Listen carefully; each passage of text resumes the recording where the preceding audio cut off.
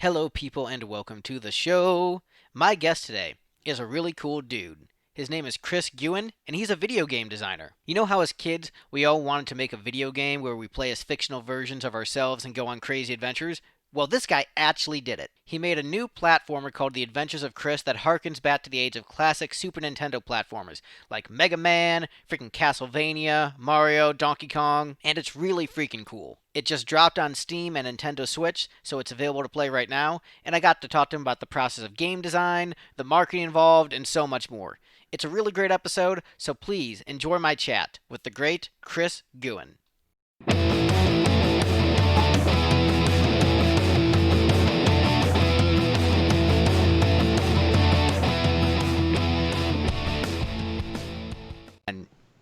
And we're live. Chris Guin, The Adventures of Chris. What made you decide there needs to be a video game about my life? Because I am so cool, I need a video game. Well, this actually goes back to when I was a seventh grader, and I was messing around with uh, a program called Click and Play. I don't know if you've ever heard of that. This goes back to like I guess the late '80s or '90s. I Like this messed was. around with it a little bit myself, so Okay, so you are familiar, yeah. yeah. But it's a lot of fun. It's a programming free kind of game making tool that when I first got it, I was like, this isn't real programming. I was kind of being snobby about it, but I found out it was a lot of fun to use, and I just like to make different things. And one of the things I like to make was just games involving I put me and my friends and family members in games and fill them with inside jokes and stuff like that, just to kind of play around. And then eventually, wound up finding one of those games on an old hard drive, not or several years ago. And yeah, it's like there's this still kind of fun in a weird way. Like there was some just like a nice kind of naive joy to it that I felt like I had lost as an adult. And so like, okay, well let's clean out some of the inside jokes and inside humor here. And I was just gonna make a game basically as a hobby at first, and then are you familiar with the Ouya? Is that a thing you? Yeah, actually, so my bassist in my band, he bought a Ouya. He was part of I think the initial Patreon. So it's possible that he was that a launch title on the Ouya? It was actually not. No, it was maybe a year or two in. In fact, the Ouya was on its way out. Like the world had already decided that the Ouya was written off by the time I actually released my game on there. But I did just a low key pixel art playtest game, basically test concept. And the Ouya was a lot of fun. It had like a really nice kind of core community of indie devs and people who liked indie games, and would give feedback and stuff like that. And so I improved the game, and went back and posted different versions of it on there, and had some people like make video playthroughs, and it was a lot of fun. And so like, well, I'll try my luck on Steam. And this was in the days of Greenlight, which so long ago, but the whole like getting onto Steam process is very different then than it is now. But it was actually at the very tail end of Greenlight, so I was working really hard at like getting those upvotes. And then one day Steam was just like, "Hey, guess what? You all get in." And I'm like, So "Oh, is it just super easy to get on Steam now? Just like, hey, just oh yeah, yeah." Now it's Steam Direct, and you can like, was it like $100 for? I don't even remember. But you just pay something, and you can publish your game on Steam. so that's the Um, exact same thing they do with the music industry. It's like, hey, you pay our distribution service, whatever it is, and then we'll put you on Apple Music and Spotify. That is I mean, nice to know that every industry is doing that exact same model. Yeah, so self-publishing has never been easier for gaming on PC. And, people complain all the time that the Steam market looks like, the Apple, the Android, Android Google Play Store. Like there's just so much junk on there now. That it's really hard, both to find stuff you like as a consumer, and if you're a dev, it's like, oh, that's an overwhelming amount of competition. And I think, if I had just kind of dumped my pixel art version onto Steam during those days, I might have actually, it was still a pretty like a dauntingly big market at that time, but it was let me mute this if you don't mind. No, you're fine. Still at that time, so I was like, since Steam just basically opened up the market to everybody while I was working on the game, I'm like, I just want to make the game as good as I can. And hopefully that will counteract any impact of just like, the fact that the market is flooded with stuff now. So I was just like, I want to do the art style that I wanted to do, like, instead of my own personal pixel art. I had an animator come on, help me like actually do real 90s style 2D animation, and it was a lot of fun watching him do stuff. Like, I think that process is a lot of fun. It took a lot longer than I thought it was going to, because neither me or Kyle, the artist, were working on it full time. We both have our jobs and other projects and things like that. So ultimately, just it took a while, but eventually actually got to come out. So was this entire thing a two-person team? Basically, we had another guy early on who helped with the backgrounds, a freelancer who wound up getting another job. So Kyle wound up doing the other half of the backgrounds. We had some other people do little things here and there. My sister-in-law made the game logo, stuff like that, like little things. But for the most part, it was me and Kyle. It's a lot of fun.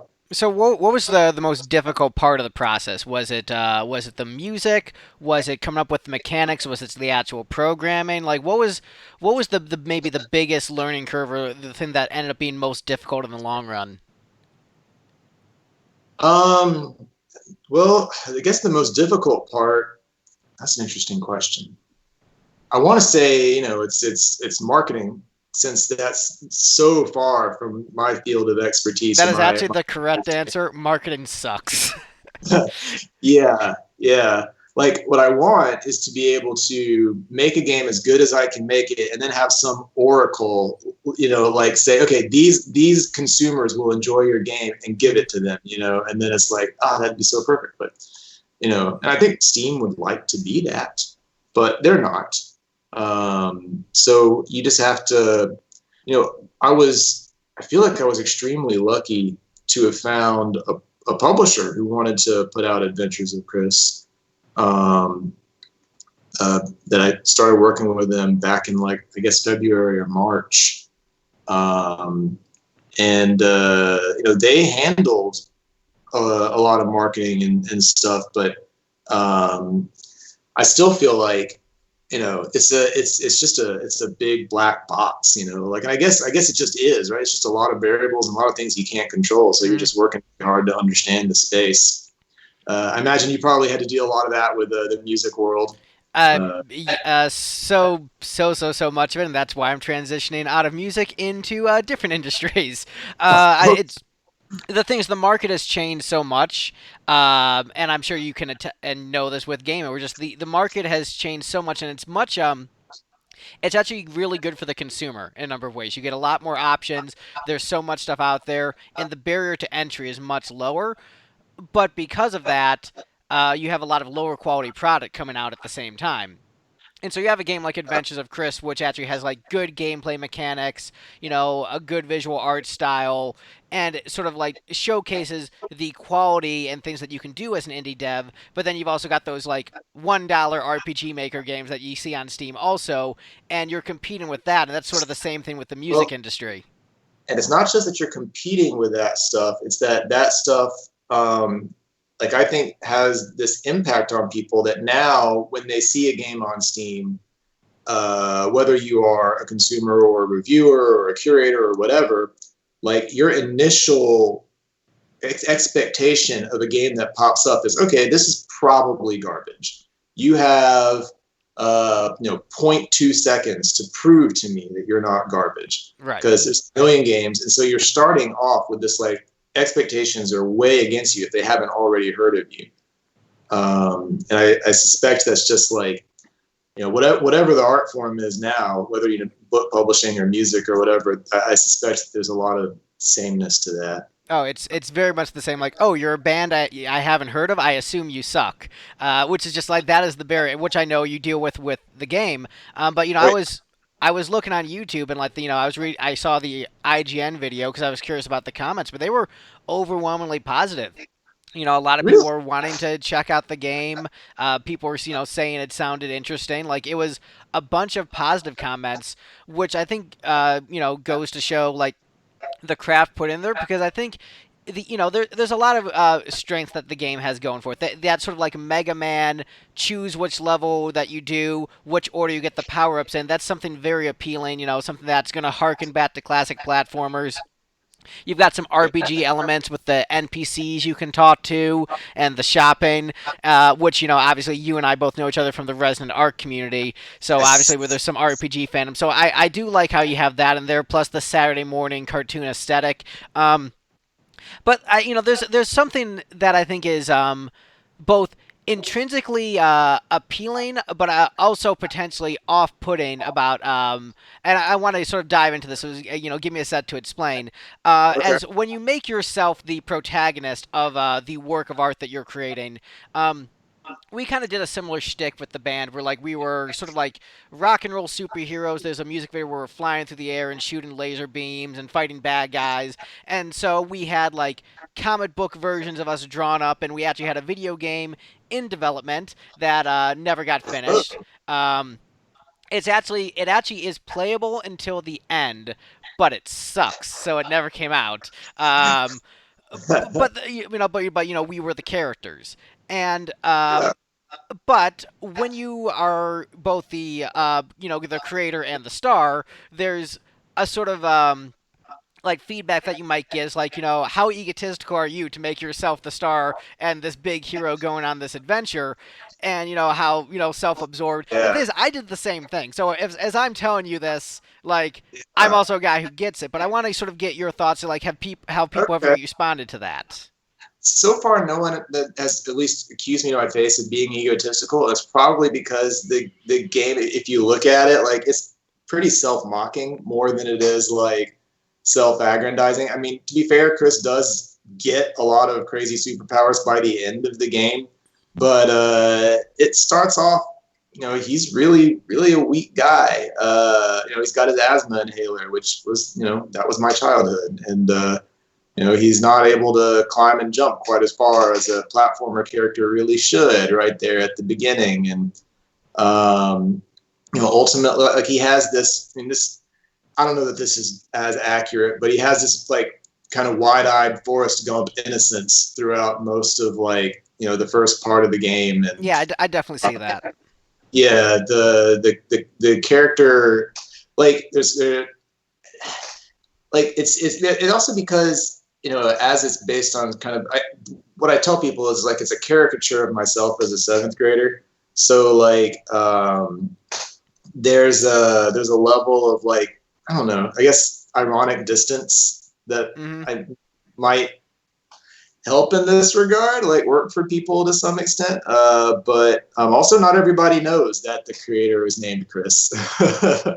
uh, but you know, it's there's also I've noticed there are a lot of Chris's born in the same time period So that I was. it could be any Chris.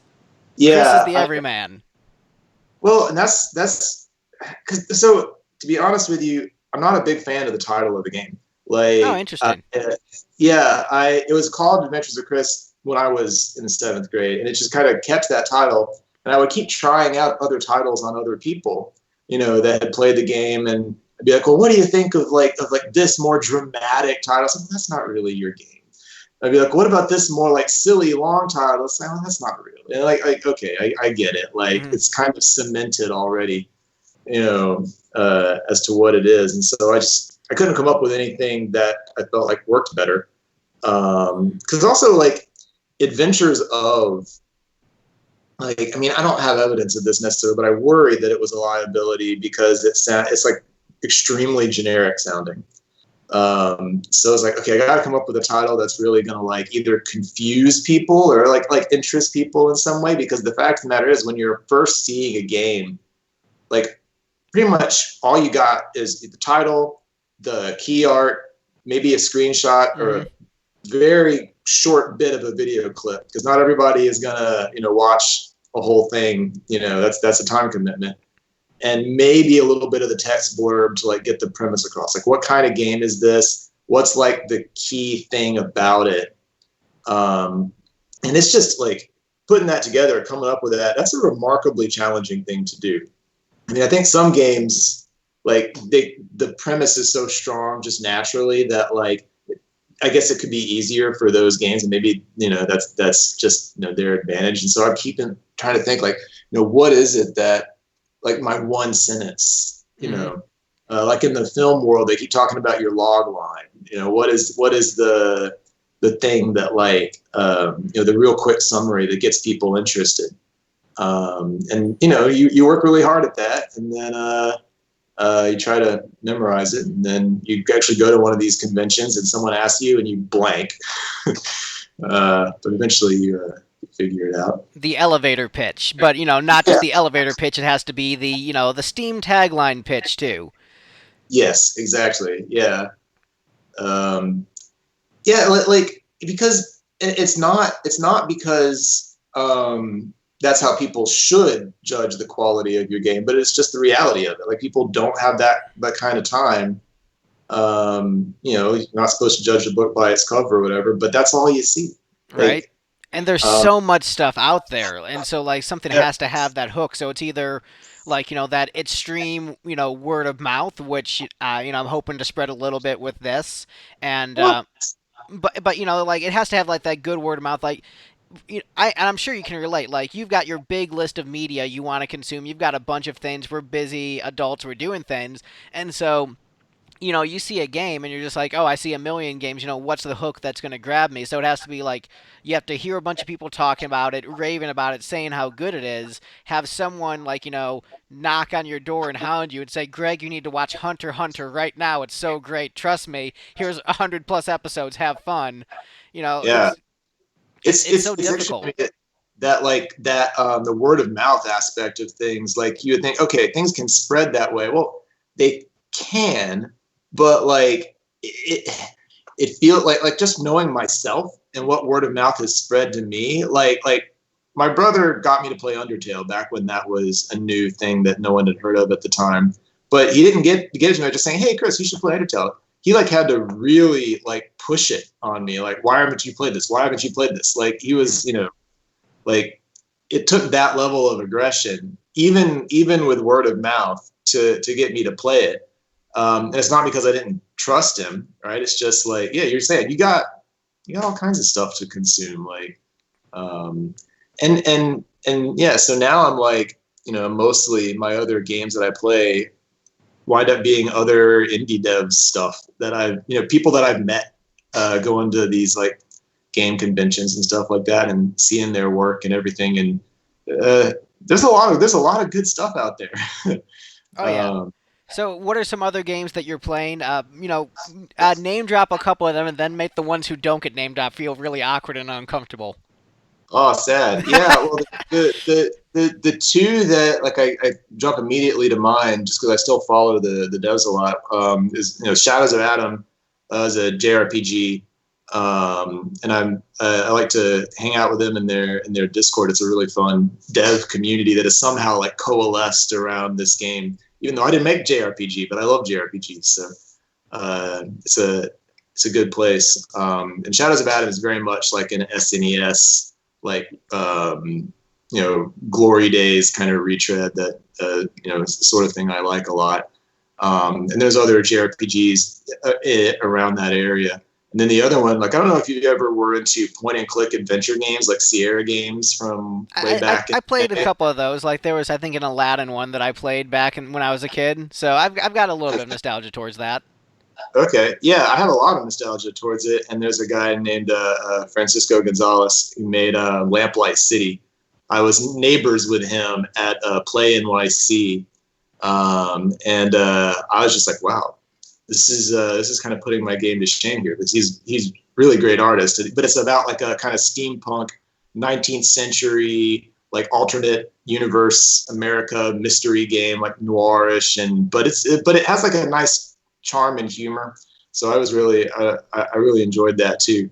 Um, and yeah, there's a do you ever have you ever been to Magfest? I guess you're probably like West Coast side of things. If I'm No, I'm Nashville. So, oh, you're uh, Nashville. Okay, yeah. So, but as far as Magfest, I have not gone. My bassist has gone a number of times. So, okay. I'm the fake nerd girl of the band. I'm the pretty face. I'm just like, yeah, I played Final Fantasy VII and watched Dragon Ball Z, bro. Now I'm gonna go lift. I'm that guy.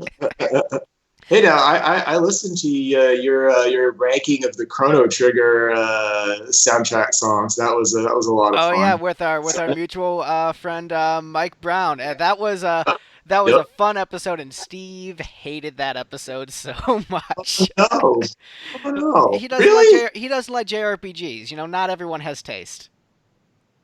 He's a That's person who plays unfortunate. Chrono Trigger and says, "I don't like this." Those people exist. That's well, I mean, people's tastes can be bad. It's a thing that happens. But I yeah, but no, I love that kind of like just nerding out over '90s JRPGs. The yeah, Final Fantasy VI and Chrono Trigger and all that stuff. So you're talking about like your dollar RPG Maker games, and like as much as like those can be really really horrible, sometimes you find a diamond in the rough with some of these like little hobby games. Like there's just a nice like indie kind of community thing that you can find if you're into that. yeah, Uh, I feel like with RPGs, those are both maybe like the easiest games to make and also the hardest. In that RPGs, it's like there's so many tools set up for you. Where like RPG Maker is a thing, you can make a good game with that. The problem is you just have to write a good story. Most of those stories are just aren't very good. oh, I think writing a JRPG story is actually remarkably challenging. Oh, see, Like, I think it is challenging, but the thing is, there are people that I know that can definitely do it, and I think wait, that's just like the trick with that genre. Like that's almost all of it is like, can you write a good, compelling story? Because like let's be honest, like turn-based combat, it's fine, like but I feel like making a platformer, I feel, is ultimately, in my mind, more difficult in terms of gameplay mechanics than oh, for making an sure. RPG. Like that's just from sort of the outsider perspective, I would imagine that's a much more difficult process. Like getting the physics right, making sure that there's not bugs. As you go into one area and like, oh, this tile set isn't working, it should be causing the player to die, and it's not. Why is this error happening? I think that's fair as far as mechanics go.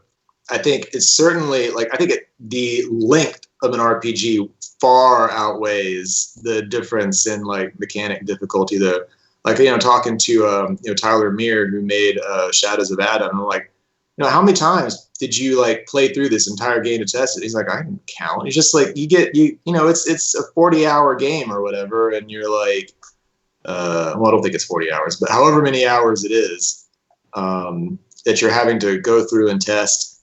I don't know. I couldn't do it. Adventures of Chris is like, if you, the way I know how to speed run it as the dev, and I think you could actually go a lot faster than I can do it, but it takes me about 2 hours, 15 minutes to get through a playthrough. But it gets tiring. Yeah, so what Uh, average playthrough that would maybe be like what 10 hours? If like if you're doing a relaxed playthrough. for Adventures of Chris, Yeah, well, I've been telling people 4 to 6, but the thing is, it really varies. depends if Really you suck. varies. Yeah, yeah, on that and on your like what do you like to do in a Metroidvania-ish game? Chris is not a Metroidvania, but it's got It's got some of some the elements, some of the bat tracking, and also once again that ability of the different power ups and how it affects your style of play. So the order that you yes. play, you can potentially make the game much easier, much more difficult, depending on the order that you do things. Which is, I think, a really clever thing for like challenge runs and just allowing more player freedom. Oh yeah, the beta testers have them on the Discord back when we did the beta test in like April and stuff. They some of them had a lot of fun coming up with like crazy things you can do, like because technically you don't have to get the fireball spell, which is the first thing they tell you to go get. But I don't make you get it. This is a source of a little bit of consternation in some cases because I think because the game really is much easier if you get it first, and because I open up the world map to you immediately, uh, there's a risk that if you haven't been reading anything or you which is not that some people don't like to read any text at all. uh, Especially if in a platformer, yeah, because yeah, usually I just want to get to the jumping and stuff, and I want to be the balloon guy, and so like yep, what yep, story? Go through this garbage. I don't want this story crap. Versus, exactly, and I exactly. do know some savages who do that with RPGs. I'm like, why are you even there? Yes, no, I know. I'm like, one of my best friends actually played Final Fantasy 13, skipping all dialogue, and so my brother was engaging in a question, and So that like, was like a 2 hour game. it was still long, No, no, no, but no, no. like one of the basic concepts is like lassie, I think, and he was like, so what do you think of this? Like the whole thing with this and the lassie. He's like, what's a lassie? Like, really? You beat Final Fantasy 13 and you don't even know what that is? It's like the core. Ah, we were really upset at him. Even though that's not my favorite Final Fantasy by a long shot, but it's like, come on, you at least try. Are you a six guy? I do like Final Fantasy 6. Yeah. So would that be your favorite of the bunch? To me, it's pretty much a tie between 6 and 7. All right, Uh, that's fair. depending on my mood. Like those were just the two also that were the most formative for me as a kid. So it's hard to, because like typically whichever one I'm playing at the time will really be my favorite because that's the one I'm enjoying the most. But they Man, all have Tactics their A2 is on fire right now. they all have their ups and downs. I never did finish 8 though. So So did you play? Did you play like the Mega Man games and stuff like that I a back little then? bit. It's just I like the idea of Mega Man more than actually playing them. It wasn't necessarily my Uh, sweet spot in terms of platformers. My like platformer go tos were like the Donkey Kong Country trilogy and Super Mario World and Crash Bandicoot. So that was like okay, my sweet spot of so platforming. so you do have some platforming Oh experience. yeah, it's just like Mega Man. Like, look, I was too much of a pleb. I wasn't good enough for those games. Like, man, I can't do this. But like, I tried, and I was like, you know what? Maybe I'm good enough for Mega Man. Like, nope, I still suck. And I played there was I think like I had a Mega Man collection where there was like 8 games on there. So I played like all those early NES ones, and I played like a couple of the Zero titles. The Mega Man X has like where you got to play Zero. So I played a bunch of those games, and I sucked at all of them. Yeah, I'm not good at the Mega Man series either. Although the two that tend to be people's favorites and or my favorites too, are also kind of easier than the others. Like Mega Man 2 on the NES and then Mega Man X on the SNES were definitely my favorites. A lot of people's favorites. And yeah, Donkey Kong Country is great stuff. Like Super Mario World, I still play pretty regularly. And that's, I Um, think, one of the most infinitely like. There's a certain generation who grew up with that game, and just when you play that game, it's like riding a bike, where it's just like you just get going and you can beat that game in like 10 minutes. It just that's like the only game I could speedrun is Super Mario World. Yeah, it's just a pleasure to replay because there's new ways to do it, new things to find, and I was hoping to get be able to get something like that for Adventures of Chris, like just But you think, oh, I could try it this way. My youngest brother did a playthrough of Super Mario World where he held the down button the entire time. So you're only crouching and you have to jump to get around. You can't straight up walk, which you can get pretty far doing that. So it's an interesting challenge. So how And far did he get? oh, I forget. Was it there was a one level I want to say in was it in the cheese bridge area where you just couldn't like physically could not get past this one thing. I don't know how he got past the parts where you had to climb on the railings. I'm trying to think how those levels worked where he could get past that. Well, there may be ways. I have to remember there may be ways you can like get around, right? Because there's like multiple paths through some of this stuff. Yeah, but there was lava, man. I'd have to go back to that. But that is absurd and impressive, which is often the case with video game challenges, like that guy who Yeah, got to level 99 in the Mako reactor in Final Fantasy VII, reactor in the first reactor, no, just out of spite for someone on a message board. no, thank you. Yeah, I mean, I'm wanting to try a no Esper run on Final Fantasy VI. I tried to do the thing where you only have Celis, Edgar, and Setzer. Um, I did not succeed um, ultimately, but stuff like that is fun. See, I'm the total opposite. I am lazy. I'm just like I'm here for the story. Final Fantasy 9 on Steam. That's right. You're level 99. All the gil. I am just here to cruise through this. Yeah, yeah. So in general, then, are you like when you game, you're more into story and more into like the kind of adventure-y aspects of it more than the Twitch? So the big irony is that I don't actually play that many video games because I am involved in so many projects. So like the last decade of my life was music pretty much all the time. So shows, very very light touring, recording studio stuff. It's like very busy all the time, and Okay, so like I had a PS3 when I moved to Nashville. Like I got a PS3 and I found a copy of 13 at like a used gaming store, and I was like, sweet, I'll finally have time to play this game. And I got maybe like 10 hours in, and then just like, oh, I'm gigging all the time, and then I didn't touch it for like 5 years, and so that shows like my gaming lifestyle. But as I'm transitioning out of the music industry, I'm more did a couple screenplays, and I'm working on an audio drama and a novel. So I'm sort of oh, transitioning out, but I mostly game with my wife. That is where I do most of my okay. gaming. We play RPGs together. That's the only kind of game she plays. Well, She that's but I still do like the I do occasional platformers like for unwinding stress, maybe a fighting game or a racing game. But mostly it's like it's a time management thing, and I'm just mhm, really bad at that. But I mean, yeah, but the thing is, platformers are one of the genres of games I really like. So if I'm saying games that I really like, it's RPGs, it's platformers, fighting games, racing games. Hate shooters, can't stand them. They drive me nuts. But like there with you. there's like this beautiful momentum with a platformer where there's just so much joy. I think out of every video game genre, the one that's just like pure unfiltered joy, I would say is a platformer, just because it has momentum. You Okay. feel like you're moving, and so there's something magical. I like RPGs the best because it's basically just like a book I want to read, but it's a video game, so that's how I have to consume the story.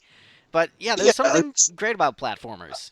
yeah, they're just the basic mechanics can be pretty fun. And I've noticed like, some players and me and Kyle sometimes with Adventures of Chris, like, and we're just it's fun to just kind of jump and float around and just, play with the basic movement, which I think goes back to, Super Mario Brothers. Like it was having Mario be able to jump 10 times his height makes no sense Hmm.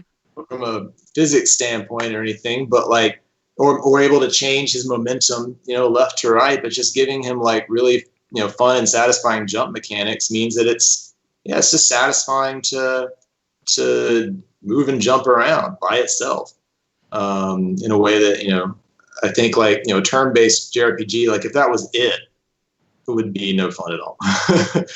um, So I want to ask you something that might be a little bit personal, but the character of Chris, is obviously an overweight character, but you look like you're healthy, like in relatively good shape.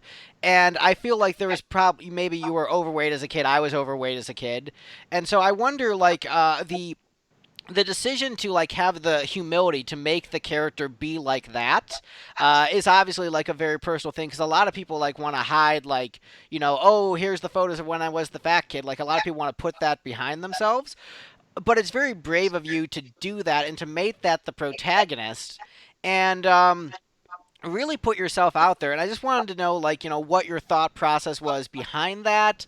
Like was that just like a relic of like when you made the game originally, it was a reflection of who you were then, and then you just kept that character the same over the years? Was that part of it? I'm really curious as to the decision behind that. That's probably the most accurate thing, is kept it the same. But it was like, I didn't have to, right? Like, Mm-hmm. I think part of it too was like, well, maybe that could be a thing that would, differentiate the game in a little bit of a way. Like, because there's just like, okay, so Mario is not a skinny character, but he's like kind of cartoon fat. He's Mm-hmm. not like actual overweight character. I thought it could be interesting to sort of play that up. Because might, I don't know, there's a lot of games out there, so I don't want to say anything is unique or like, really a differentiator because there's a lot. But at the time, it felt like, well, it could be something interesting. And it gave me this an angle to play with, the standard kind of like arc that you go on when you're playing a Metroidvania or a Mega Man type game.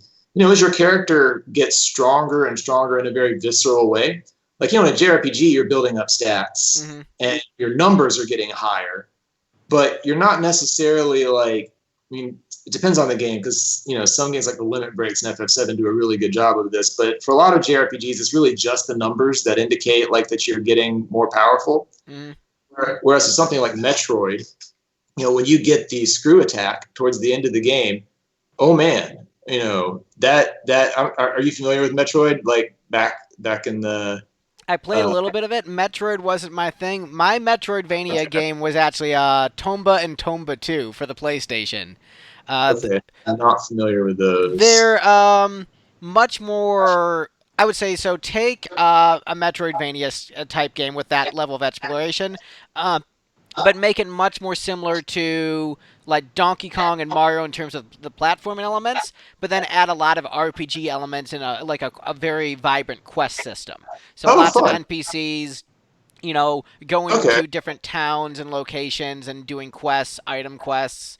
So it's sort of like Donkey Kong meets Mario meets Final Fantasy meets Metroid is kind of Oh, what okay. that is. So it's got more of that like side-scrolling RPG aspect to it, Yeah, perhaps. side scrolling RPG platformer. Okay, that's really cool. But yeah, with Metroid and the screw attack, what happens is it overrides your jump, so you can like kind of buzzsaw through enemies just by jumping through them, Mm-hmm. and so it just completely rewires the feeling of the game, and it's really satisfying because what used to be a threat now is like trivial. So your feeling of getting stronger is really really visceral, and so I thought, well, we could do by starting off Chris as this really unlikely underdog overweight kid. By the end of the game, when you collected all the abilities and he sort of maxed out his powers, that should hopefully feel like this really, really, there should be this integrated feeling of the story of weak kid becoming strong and just the nature of the gameplay, right? Like Mm-hmm. your character is moving from like really absurdly pathetic right at the beginning of the intro to where you can Superman around and punch enemies in the face without much sense of threat. So I mean, I was hoping it would also kind of lend itself to having a little bit of a story sense, and because where there's some tricky elements to it because I didn't want to make the intro overly long, but I also kind of wanted to make you like get a sense of who Chris was, and that's always a tricky balance. Hmm. I'm not sure that I succeeded actually. Like I went back and forth on how long to make the intro, and I think at this moment is probably a little bit on the too long side. But I wanted to put like some story elements in there where you like see some like what Chris had to deal with bullies and had to deal with his PE coach, making him do pull-ups and stuff like that, and just to kind of see like his can-do spirit, but at the same time like yeah no, uh, it was a little rough. Being the overweight kid in the 90s. I was also the overweight kid in the '90s, so man, I get it. How did you overcome that personally? Was it just like sort of growing out of it? Like when you get taller, sometimes that weight goes, or was it just like through diet and exercise, or like a journey Yeah, of personal discovery, or some combination? I think it was mostly so. Actually, it was in college that there was. I mean, I don't know if I want to get into it too much, but at the time the Atkins diet was this enormous fad, and people around me were dropping weight like crazy. And I suddenly realized that I had tried dieting plenty of times before, Hmm. and had really not had the willpower in high school or whatever. Like, um, and so like, well, I guess here's another thing to try. And for me, at least, it worked dramatically well. My sister-in-law was bitter because it was not working as well for her. But also, I think I'm just a very like personality-wise, I'm a very like I don't know if literal is the right word. Like if the book says like this is how many carbs you're allowed on this week, like I You like follow the stick. instructions. Yes, I follow the instructions. Yes, No, my I'm wife makes fun of me for that. We're like, why do you follow the instructions so closely for everything? It's like, well, that's what it says to do. I don't want to yeah, mess it up. exactly. Yeah, there's got to be a reason for this. Right. So I went through the phases like you're supposed to do, and I had great results. And then I there's been some kind of ups and downs since college as far as weight I goes. mean, that happens to pretty much everybody. So it's, Uh, but it looks like ultimately, you like ultimately, slayed the dragon and like and I would that's say developing a couple of food allergies really helped on this front too, believe it or not. I no, Uh, it probably does. I'd imagine yeah, that would work. well, it just means that like a lot of the old things that were major temptations for me in the past, like pasta. Chris in the game talks about fettuccine alfredo a couple of times. That's totally me. That's not making a joke necessarily. That was what I like. It's delicious. It's really Yeah, I just can't have it now. So Oh, like okay. Well, that makes it much easier to resist if you can't have it. yeah, yeah, I would get sick, so I can't have it. So yeah, it's yeah, it in that respect, it's a blessing in disguise. Although I think there's better ways to lose weight than Then depriving yourself of foods that you think are delicious. exactly. Yeah, yeah, yeah. Yeah, no, I mean Well, it's a struggle because I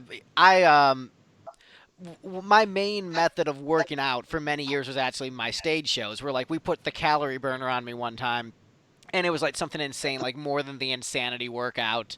And that was like, while singing, wearing heels and crazy makeup and stuff. huh. And and so that would be like my main source of working out. But then when we started gigging less, I started gaining weight and I was starting to go through like the fat Elvis phase.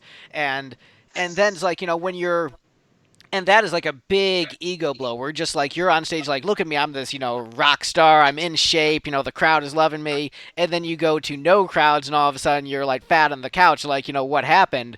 Um, Ooh. that's sort of like that reverse. That's a spiral that's difficult to get out. And so I'm like now back in the habit of like working out, getting back into shape, and so I'm not quite back in my prime shape where I was when I was doing all those shows, but I'm, maybe back to where I was in high school, which is like, somewhere in between, which is, but it's difficult, man. Like you got to be diligent. But the thing is, it is so good for your body and for your mental health just to exercise on that regular Oh yeah. basis. And I know that for a lot of us who are really into JRPGs, that was maybe counterintuitive. But like, if I exercise, I won't be able to find out what happens to Squall in the orphanage. you know. But as you get older, you're like, there's time to find out what happens with Squall in the orphanage and get your reps in, and it's that balance. Yeah, yeah. Well, and I mean, to be fair, as an adult now, my attention span for playing games seems like it's gone way down. Like I remember as a kid, I would, get the new Zelda game or whatever, and like just a day would vanish, and I'd have no idea where it went. And I look back, oh, 10 hours have gone by and me playing Ocarina of Time or whatever. How did that happen? And now I'm like, all right, it's been about 15 minutes. So I feel like it's time for something else now. But like, it's not that I didn't have fun with it. It's just like there's just so much other stuff, assaulting your brain all the time that like it's hard to sit down and engage in one, consume one thing anymore. I know people that they have like the TV on and their tablet in front of them, and maybe having a conversation with someone at the same time, but there's just a lot of stuff going on. So I don't know if you've experienced that either, like the attention span kind of shortening.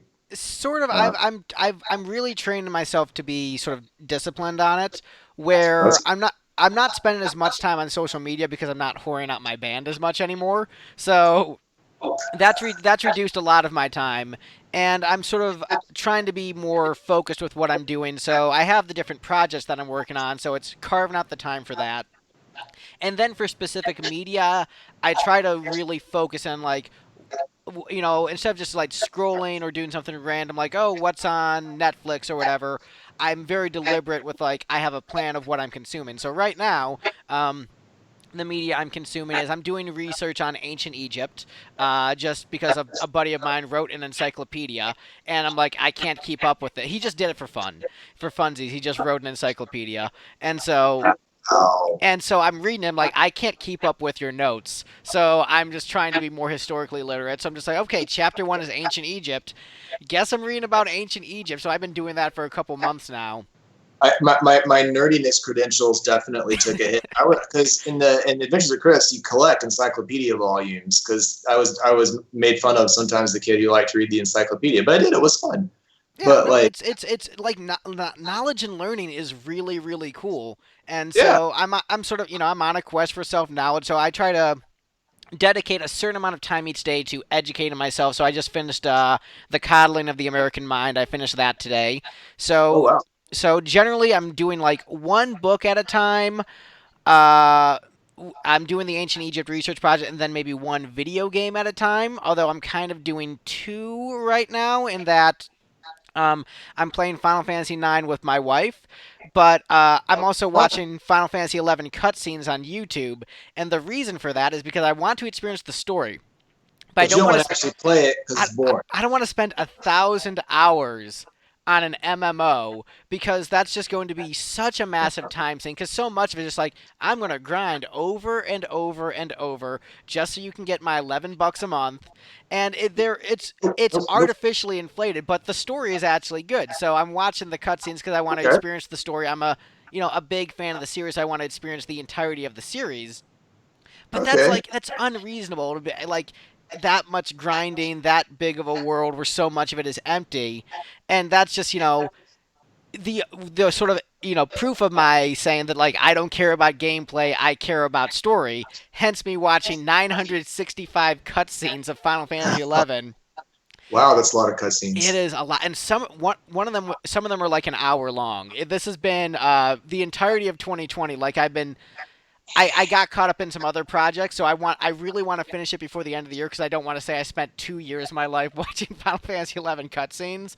So my goal is 11 a day, and I should finish by November. But I want to know the story without having to go through 1,000 hours of that game. Is this either you or your wife's first time playing Final Fantasy IX?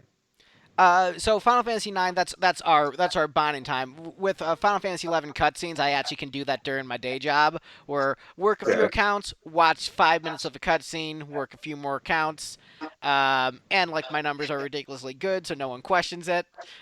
So But I wanted I know that like the one of the reasons I'm also doing is like with YouTube and copyright strikes, I feel like these Final Fantasy 11 cutscenes could be taken down at some point, and with an MMO, like that's the kind of thing that can disappear and just not be playable ever again. So I'm like, you know That what? is I true. want to experience the story while I still can because I might not be able to at some point. I was really happy though when they did World of Warcraft Classic. It doesn't sound like you were ever into WoW, which is smart for you, I'm sure. But And no, uh, I play a little RuneScape though. okay, yeah. But so, if the old game was popular enough, it is possible for them to bring it back. It's just wouldn't count on it. Uh, and 11 honestly never did appeal to me very much. And Mike Brown from Resident Arc, he doesn't sell me on it either for the way he talks about it. I'll Uh, say this. I will say this as someone who has like really been consuming the cutscenes and like every now and then watching a little bit of gameplay footage to correlate with it. I think that 11 is, from like a story standpoint, I think it's much better than a lot of us have given it credit for. oh, Um, like there was actually some very strong story content, and so like I would always rank it towards the bottom of the series based upon like me reading like the Wikipedia articles and like an educated guess on the story, but it's probably more towards the middle of the series, like high mids in terms of quality if I'm judging it from a story standpoint. The problem is there's so much of it and it's so yeah, huge. yeah. Well, But I that's had the a trick similar with it. thing. I had a similar thing with the Fallout series. Like I got to where I was really fascinated with the world, but I was like, oh, it looks like a shooter. That's not really my kind of game. So I Hmm. thought, well, I'll just read the Fallout like fan wikis and like just kind of see stuff about the world. But eventually, I actually went and tried Fallout New Vegas on the recommendation of my brother, and I loved it. It's not that much of a shooter, but it was nice to like you know as much fun as it was to just kind of try to consume like the story content around the game, like it was better to play it. I don't think that's the case with 11 though. I think May not, because MMOs like they're malicious time sinks. They are trying to steal your time so that you have to pay for another month. Like, no, I have to keep cutting down these trees to level up my lumberjack stat or whatever it is. And if I oh don't yeah, get to level 99 in my lumberjack stat, I can't complete this quest. And it's like 20 hours of cutting down trees. Like, no, that's terrible. yeah. that is awful. I'm not like 100% anti-grinding, but there's definite limits. Like, in Adventures Chris, you can grind for cookies if Right. you want. There's a balance. There's a balance to Yeah, things. And yeah. that's why like I don't do like the super bosses in RPGs. Like why? Like I'm not getting a new story for this. I don't need to beat Emerald Weapon. I'm not. Nope. What's the ego I get from that? I spent 20 hours grinding to beat this thing that doesn't like give me even a cutscene. Why would I do that? Yeah, no, I understand why they're there, and there's definite value in it.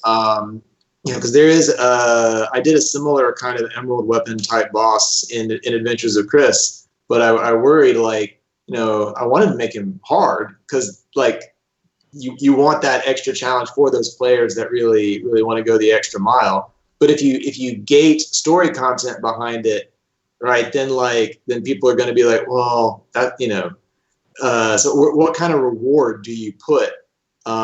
I think you have to put like a pretty good reward behind that stuff. I know a lot of it seems to generally be the case that there's not really a reward behind most of that stuff, or the reward is not even like as good as the stuff you had to get to beat that boss.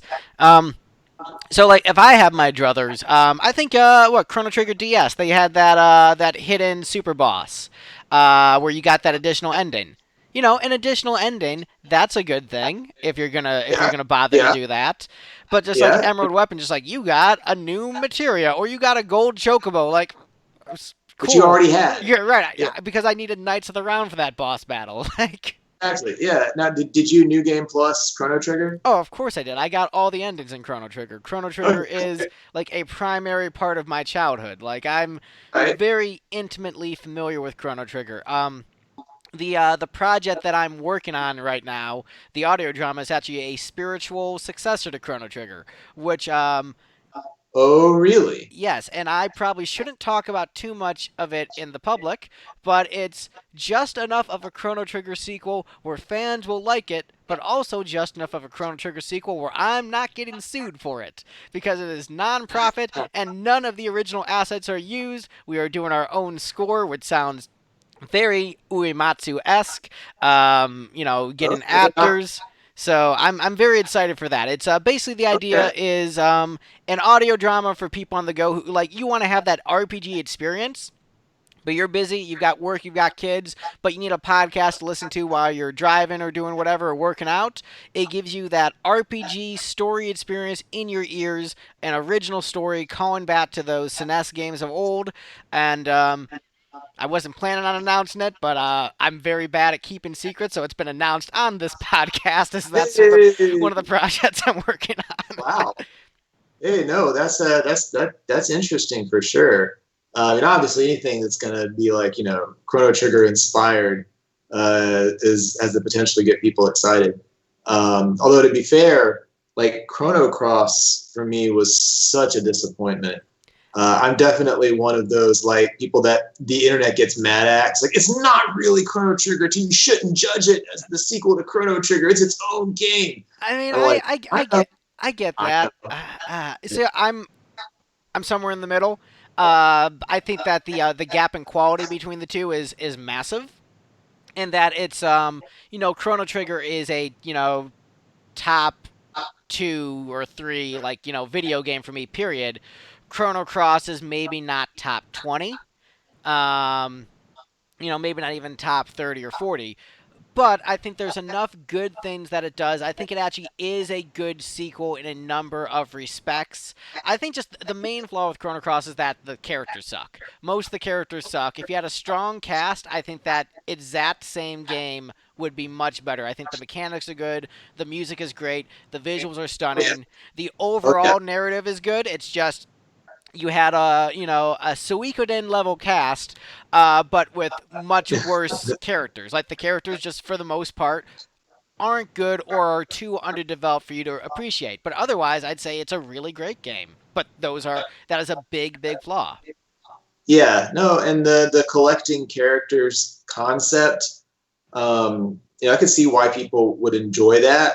But yeah, I'm definitely more like fewer characters that you get to know more feels a little better. Yeah, really savor, appreciate their arcs. The problem is with that many characters, most of them didn't really have strong arcs.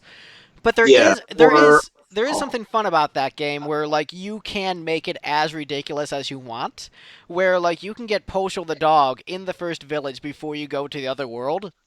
Like before you do the cross-dimensional travel. So you could have this pink talking dog with you the entire adventure if you so choose. And that is hilarious to me. the oh, fact that that so, is an so option. so so you appreciate that level of like freedom and ability to kind of experiment and Well, mess sort of, around. because what I would say you can do with Chrono Cross, if you want to take it super seriously, you can only recruit characters that you kind of respect and build it to be kind of a good story, or you can be like, this is campy and ridiculous. I'm gonna have the most ridiculous party ever. Hello, clown skeleton and talking dog. You are my party. Or mushroom dude. Right. Yeah, Alien yeah. No, guy. yeah.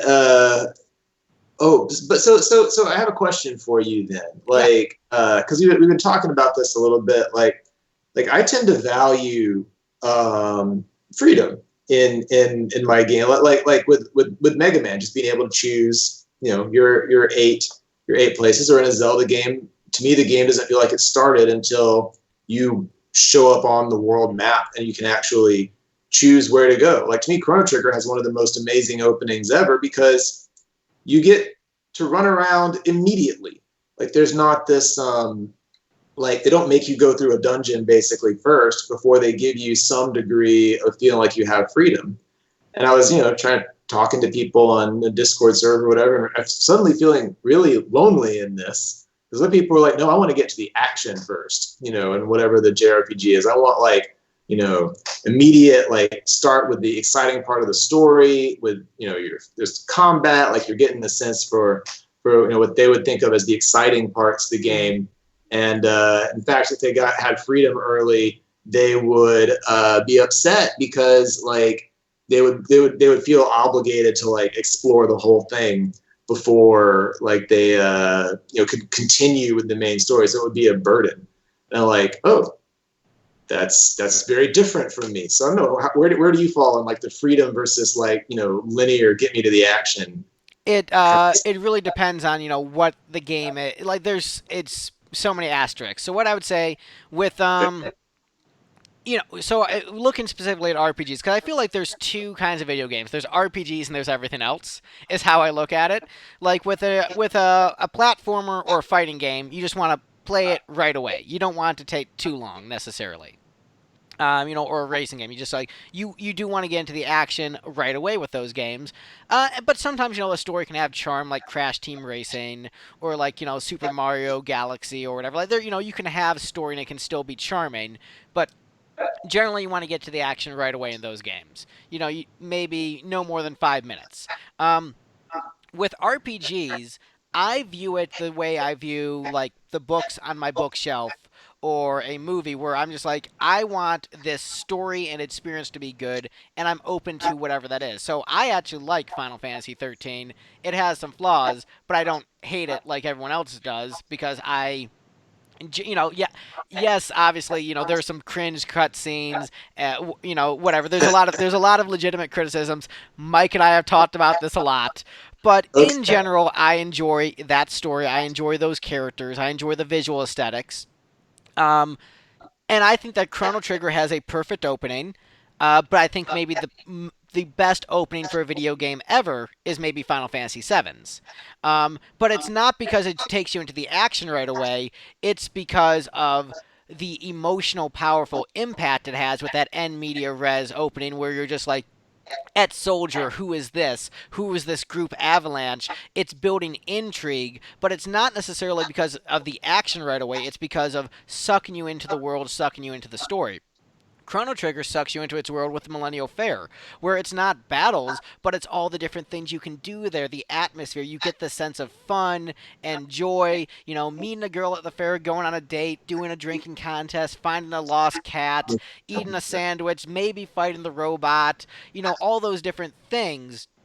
It, Yeah. it it sucks you into the world. So it's in general, I want a good story. So, like Romance and Saga. I played Romance and Saga and hated it because it was so much freedom that there was barely any story. And I'm like, I hate this. This is terrible. I'm so angry. Okay. So, Okay. in general, with RPGs, I'm like, give me a good story. That's what I'm here for. Like, that is why I'm consuming an RPG, is that I want the emotional experience that this story is going to give me. And it's not to say that everything needs to be heavy. Like Super Mario RPG is super fun, but in general, what's the story and does your gameplay benefit that story? Okay. That's fair. Uh, yeah, ah, do you play or have you played Zelda games at all back in the past? Yeah, Not they didn't really do it much for me, so I feel like okay. the only one I beat was Link's Awakening was the only Zelda game that I beat. A Link to the Past didn't really do it for me. Ocarina of Time and Majora's Mask seemed like games I would really like if I took the time to play, but I had a PlayStation. I didn't have an N64, but Okay. Gotcha. those Gotcha. are games where I'm like, I kind of want to like go back and visit because I feel like that's like a cultural thing where I would really appreciate it. So like I have like a sense I'd probably enjoy those. Zelda games have never been about story really, even when they had a lot, like in the later ones, like Skyward Sword. Like I think the main appeal of them is just like Nintendo games in general have never been super like, hey, that's a great story. Right. Um, They're less about keeping you on the rails and more about like what's the freedom and fun and how can you explore yeah, this. I mean, yeah, like Mario World, where like there's the different exits to the levels, different strategies with what you can yeah, do, different power ups. So it really depends on the game and whether I'm looking at it for story or just pure gameplay enjoyment. yeah. And I want like I mean also what my one of the weirdnesses that I have that I think not a lot of gamers necessarily feel is I get like unnecessarily upset at games that like feel like they artificially restrict where I can go. So like Zelda Wind Waker on on the GameCube gives you this whole world map of the ocean or whatever, all these tiles you can visit, and you get the boat. And you're like, oh man, now I can finally like explore the world. And then the boat, you can have the talking head, or it's like, yeah, this is not where we're supposed to go. We should go east. And I'm like, don't do that to me. Like that drives me nuts. But that's a lot of people, I think. I mean, I had one roommate back in the day who was like, no, I don't. I refuse to play any game where there's any ambiguity to where I need to go next, right? Like if Hmm. there's any like uh, you know, Nah, it just I think that's fine. I think like it really depends on the context, but I think like I was actually an RPG project that I was working on was sort of like a an approach like a Final Fantasy one thing where like you pick your four starting class characters from like a selection of six. But the idea was you're still battling these different fiends, different elements, but you could do them in any order that you wanted. And then after you collected all the gems, then you would go and fight the final boss. And so it was the idea of like making an open world, still having a story, but you could just do that story in any order. And okay. so So is this game you made or a game you? I started making it, and then just I didn't have the time. It's the Yeah, kind of JRPG. yeah, Yeah. it's you know how it is, where you're just like, oh man, I started this, and like, oh, I did all this mapping and all this sprite work, and then like, oh, now the band actually has gigs again. So all right, never mind. So many of my projects are just like the band isn't doing anything. I'm gonna do something. Oh, the band is doing something. That project's dead. I gotcha. I gotcha. Yeah, I could see that. But no, that to me sounds like a great JRPG concept, right? Going back to Final Fantasy One, where you have a story, but you also have a fair amount of freedom. And I just love the way they dump you on the world map when you start the game. Like there's no initial cutscenes or anything at all. It's the Breath of the Wild thing. Although Uh, I'll say that's probably maybe my least favorite Final Fantasy because I'm like, man, the story kind of sucks. Okay, true, true. Story's not super involved until you get to the very, very end, and suddenly it's randomly complicated for no reason. Well, but that is JRPGs, starting off on the right foot. Because I mean that's a tradition that continues to this day, and like even Chrono Cross, like 80% of the Oh, oh, story is oh like yeah. the last 20% of the game. Just like Oh cram it yeah. all in. Xenogears, Yeah. freaking Yeah. Xenogears. Well, Xenogears. I have not been able to finish that game actually. I love the music. Yeah. Here's my facetious Xenogears thing, which will probably troll some people, but I feel like more people will agree with me. So I had a copy of Xenogears that a friend sent to me in the mail. The disc was scratched, and so then I emulated it. And so I got to disc 2 a decent way through, and then there was an error with my save with the emulation. It like glitched, and so I couldn't get past it. And then I just watched the rest of the cutscenes on YouTube. But I still feel like I beat Xenogears because all I didn't do was like a dungeon and a couple bosses. And like, man, disc 2, they're sitting in that chair the whole time anyway. I'm basically just watching cutscenes. It's just I know I could have beaten those bosses, so I count Xenogears as a game I've beaten, even though I technically haven't, because whatever that was just the chair stuff anyway, and All that right. like that pisses off some people. I'm like, man, that's just my thoughts on Xenogears. I basically beat that game. I don't know. I suspect some people would be on board with that. Like there are plenty of people I feel like who love Disc One, and then they're like, yeah, we know Disc Two is problematic. But It's I think this too is great. There's a charm to just like how ridiculous it's like we ran out of budget, so the character is literally sitting in a chair telling you what we would have done if we had more money. That is hilarious to me. do you find much overlap with the JRPG world and the music world, or like do you ever randomly run into people that are as into like the Chrono Trigger score? Yes, actually. So there's a famous bassist named Scott Fernandez who like has like millions of views on YouTube. He like plays a bass with like more than 8 strings. It's like this massive gigantic bass. And he borrowed my copy of Final Fantasy VIII for like 3 years, and it was like a source of contention between us. Where every time I'd see him at a show, like, "Yo, dude, do you have my copy of Final Fantasy VIII back?" And so, like, that's actually what led my wife to playing RPGs. Was that when I finally got it back from him, he's like, "I just want to hear what you've been complaining about for all these years that your friend never gave you back." But so, like, in the music world, Like there are people I know who are like, you know, Scott Fernandez, that's so cool. And to me, it's like, oh yeah, that's my buddy who just didn't give me back my copy of Final Fantasy VIII for forever. So That's funny. yeah, there's a lot of musicians I know who like play, you know, because millennials were around that age, so a lot of them grew up on the sort of that same content, and so like a lot of it like we flirt around the conversation. So just like Yeah, I'll be like on tour, you know, I'll be on a show with like a touring band, and we'll be chatting, and then like Final Fantasy VII will come up in conversation, and we'll just like we'll all sort of know, and we'll talk about a little bit, and we're just like, do we go deeper? And then they're just yeah. like, nah, I'm just gonna do a shot instead. Do we really want to like reveal the nerdiness? And but if you make that connection, it's an amazing thing. Oh, I What I go felt, all in. I go all in. I don't. I'm not scared. I'm like, man, I will oh, talk with you about power level theory. I will talk with yeah, you about how the ambiguous ending of Final Fantasy VII is actually brilliant, and the sequels ruined that. So, no, I oh, will go full on with you and that. Mike probably talked about that thing because that's one of his bugaboos. The ending of FF7. Oh, I thought he was favorable towards that.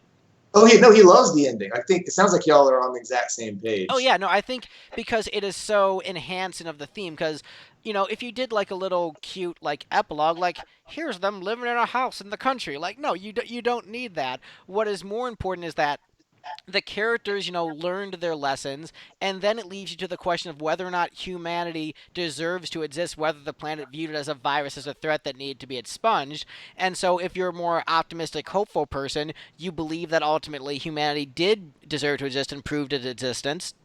And so, but I think that if you explicitly showed it, I think it would have reduced the impact of it. It would have been less beautiful and poetic. And I think that the way Oh they did it is yeah. absolutely brilliant. And though, so for me, that's like, that's a perfect ending for that story. Well, because you're also just talking about how the beginning of FF7 is powerful, and I think it all comes down to Midgar. Like, and so just the fact of like the image of Midgar like covered in green with like Mm-hmm. birds flying over it is it's absolutely perfect because like the city of Midgar is so much like the driving focus. Like that is the thing that lets you understand how bad the bad guys are, right? Because the city is so depressing and so terrible and so like grungy and creepy that like you probably don't even think like I really want this city to be covered in green until you see it, and then there's this Right. like really, And like it's so cathartic where you're just like, yeah. because it is, you know, what is that a symbol of? It's a symbol of, you know, industrialization, you know, and urbanness and destroying the planet. And that the fact that the planet was able to overtake that is it's a really beautiful message, you know, coming full circle, you know, really enhancing the theme. Like that is a for me that's a perfect ending. And that actually Yeah, leads me to a question for you. Um, there are people who say that the Midgard portion of Final Fantasy VII is the worst part of Final Fantasy VII or the best part. Where do you come on that debate? well, if you had asked seventh grade Chris, we would have said he would have said the worst part for sure. But now, as an adult, looking back, and I replayed it some years ago, and I was like, "Yeah, this is great. This is." So it may be the best part. Although I love the whole game, so it's really hard for me to like say Right. that like oh, it's so much better than what comes after because I never stop enjoying it basically. But like I think the problem that I had coming into it as a kid was that I had expectations for a Final Fantasy game, and I wanted that green world map, and I wanted I mean there were chocobos in Midgar occasionally, but Right. I But wanted like you wanted the world map. You wanted to, you know, have that freedom of sport. And the thing is, you were so used to Final Fantasy being green, and here it's just like black and bleak, and yeah, feels like and suffocating. exactly. I mean, to be fair, Final Fantasy VI does start in kind of a bleak environment, but it's not for very long. Like Hmm. it's maybe 20-ish minutes, I guess, in Narsh. So it didn't. It had some precedent, but like with Final Fantasy VII, so I played it and I kept waiting for it to feel like a Final Fantasy game, Hmm. and I think that really colored my experience of it. And then, finally it did. When you get out of Midgard, you get to the world map and it's 3D and it's amazing. And the score is playing the Hmm. Final Fantasy That VII freaking thing. 7 minute track. Yes, it's amazing. I love it. And I still listen to the Distant Worlds, orchestral version of it.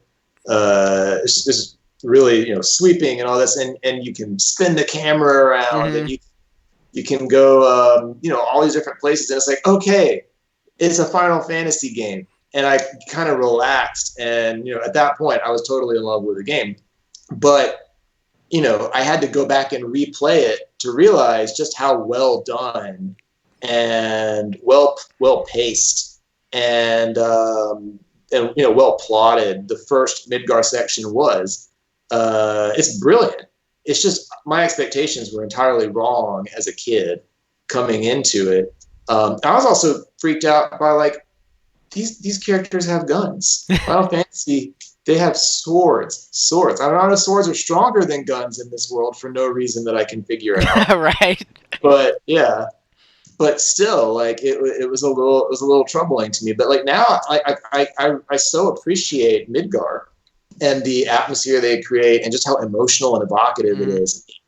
Like it's such an incredible atmosphere Oh yeah, that. atmosphere I think is the key word with Midgar, where I Oh think yeah. because for a lot of people this was their first Final Fantasy. A lot of it's the one that exploded the series in popularity. Yes. And Midgar felt very cool, very contemporary. Where like the way that you would feel cool watching Batman the animated series, like here's this cool, dark, dingy city where it felt closer to reality but was maybe a place where like you weren't able to go yet in your life. And so I think that's what hooked so many people in, and the fact that the atmosphere was like perfect with the music and the pacing. I think that a lot of people underestimate how important that atmosphere was for sucking people into the game, into the world, into the Oh story. yeah.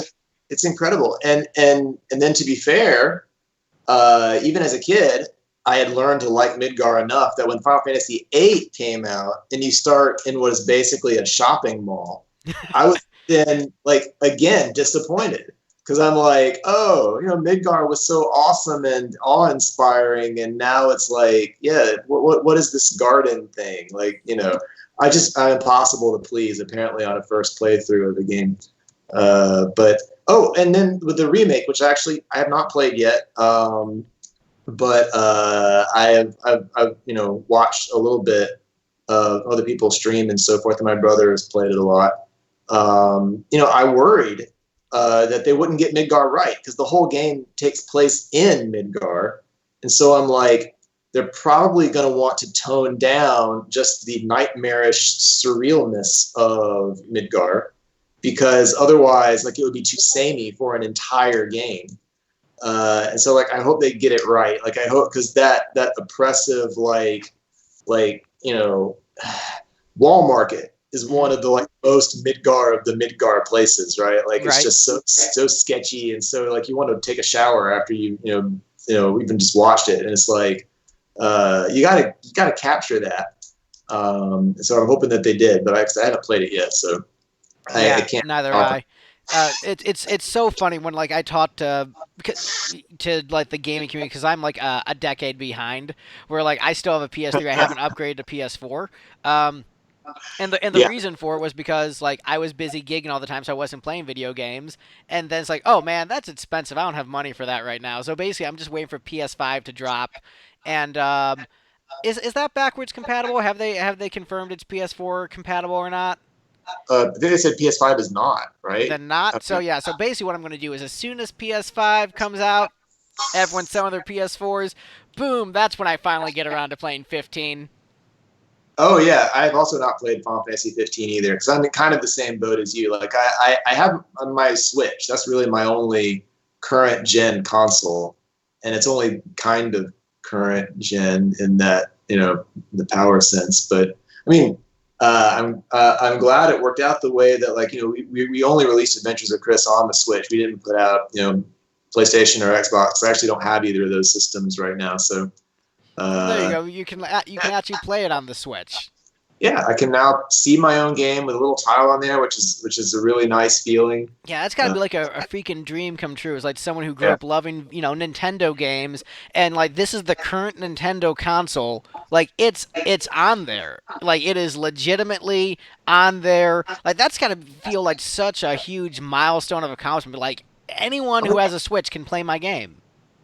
it's true. Although I wish. I mean, this is probably not going to happen just because of the economics of it. But like, the cartridge is the kind of the next like thing you really want to see. Like, you want to see like a physical thing you can Hmm. have and plug in. And people will ask me about it too, not because like they love physical media or anything, but because like a lot of like parents that I know who have young kids, like, oh, this looks like a game that my kid could play. Hmm. How do I buy it? Like, well, you have to log into your Nintendo account, and they're like, deal breaker. And I'm like, I don't you know, understand how that's a deal breaker in this society where, like, almost everyone has a Steam account. Like, even me, who's not that much of a gamer, has a Steam account. And people know how to log into Netflix. They know how to log into Disney Plus. You know how to log into your streaming services. It's like, hey, you know how you log into Netflix? Just log into Nintendo on your Switch, and then you can buy the game.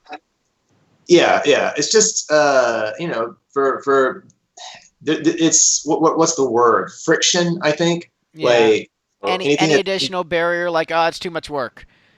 yeah, like, I love it for people to sign up for the Adventures of Chris mailing list, but you got to type something in and push a button, like, Right. It's and so you know, much. yeah, Oh man, uh, freaking mailing list. We I've done the mailing list thing for years. Like all the marketing stuff, I am so sick of because like we've done multiple albums, multiple music videos, radio campaigns, like whoa, yeah, like all that stuff, and it's like yeah, I hate it all so much that the marketing stuff. I've like developed such an active animosity towards it because in my community, like I'm generally known as someone who is better with marketing. So other bands would like ask me for help and advice, and it's like, oh man, I no. hate this stuff, but sure, I'll help you. Um, but it's definitely very freeing to sort of be out of that to a degree. And me, I'm like, as I'm seeing you like do it for the first time, I'm like, oh man, best of luck, brother. Yeah, I mean, I've learned a lot for sure. Like, these ad interfaces, like for YouTube ads and Facebook ads, are horrifying. I don't Oh, know they're if you so bad. They're so bad. like they I guess because their audience are businesses mostly, they don't Hmm. have any incentive, I think, to make the interface easy to understand. So you're just like 400 terms that don't mean anything to you. Thankfully, the publisher takes care of that, so I don't have to. But I was looking at that, and I'm like, I don't know about this. And I'm a computer programmer by trade. Like, I should be able to handle whatever like complexity you throw at me, but like, I don't want to take a class, to understand how to do ads. The thing is, they change on you. Oh yeah, Like, the algorithm, everything's changing so quickly, and so the thing is, there was a period where I was actually like killing it with the marketing. We're actually like we were doing really well in Japan and Brazil for some reason. We're like some military base off Japan started playing one of our songs, and then Japanese people were into it, and so they were like shipping CDs over to Japan and shipping oh, that's CDs to great. Brazil. But then like algorithm stuff changed, and then like we couldn't reach those people the same way, and like the all this it changes and you have to be on top of it all the time, and it's so much time and effort, and then by the time you figure it out it changes again. It's tough when you're Yeah. like the creator and the marketer, like doing both is very difficult. Yeah, and you feel like you're at the mercy of the algorithms, things are out of your control. And I think with Steam, it's probably better than with YouTube, because with YouTube, there's a lot of like alchemy going on under the hood Oh there yeah, with so the way much. to do things. And so much And more like randomness, and they're just like weird predictions about your personality, like hey, based upon your video feed and Facebook feed, you seem like you're having a rough day. Do you want to listen to a Carly Rae Jepsen song you gave a thumbs up to 4 years ago? And they're like, yes, I do. And then it just like turns into like a music feed for a day, and it's that's like fun. they're so like it's so weird how like they know like exactly what you want when it's like it isn't intuitive as to what you'd think that would be. And like, the YouTube feed, like, they'll throw up something like, I used like, there may be a channel that I like consumed religiously 5 years ago, but I haven't watched in a long time. Hmm. And they'd be like, hey, remember this? And I'll be like, Oh man, I I do. do. I'd like to go back. Yeah, it's like, oh wow, YouTube, you know me so well. It's But yeah, like, I that's why I'm very deliberate because I know it's so easy to get sucked into that. So like what I follow on YouTube nowadays, like obviously Resonant Arc, I'm subscribed to your channel. Um, cool. but what I do is I'm subscribed to a bunch of history channels, and what I do is I picked out a video from like all the different channels I like, and then I made that a playlist, and then I go back and then I specifically cater to like those channels to like sort of fight the algorithm. Like I'm doing my ancient Egypt stuff right now, and I don't want to be tempted by other things, or I'm making Yeah, sure I'm getting through those Final Fantasy 11 cutscenes because I don't want to be 2021 and still be watching Final Fantasy 11 cutscenes because that will be the biggest failure of 2020. that's what I wound up having to do with Twitter. Is that like with certain people, like I don't want anybody messing with. Like I just want to see these people's tweets in order, whatever they posted. End of story. Mm-hmm. And I was really frustrated when they started messing around with the Twitter algorithm to put more popular stuff on top, or like things would get hidden or whatever. I'm like, no. And then I realized you could set up lists, which I didn't know about for the longest time. I And mean, then I've got to start doing that because Twitter is another one that I just like. I kind of hate the way it's set up. it's a nightmare. Yeah, and I actually I did with Chrome. You can I get super frustrated with Twitter because like I don't want news to impinge my happiness a lot of the time. Oh, So okay. it's like yeah, So I just we're like definitely opposites like that. Like, oh man, I have to stay informed. yeah, no. I mean, I know you got to be informed, but I'm like, when I'm in like my wanting to, keep up with gaming stuff or whatever it is, I gotcha. See, I don't. I just stay off Twitter if I want to be happy. Yeah, exactly. That's what I should do, but I like Twitter too much. But it's like I just don't want it to be my like because I feel like there's this news thing on the side of Twitter, or at least in Chrome, Hmm. where it's constantly blaring at you whatever the horrible headline of the day is. And like I don't want to see that, So you can with ad block, add a little like line of code, Yeah, and and that is a good idea. it will treat the news block as an ad if you add it in there, and it's just gone. It's not there. It hasn't been there for months now, and I'm so happy because it Yeah, just means I can control when and how I consume news, and it's not in my face all the time. yeah, I think just for me, like whenever I'm on Twitter, I'm just like, okay. It's also the people I follow. So like I follow like a bunch of like really hardcore people like Eric Weinstein and dudes like that.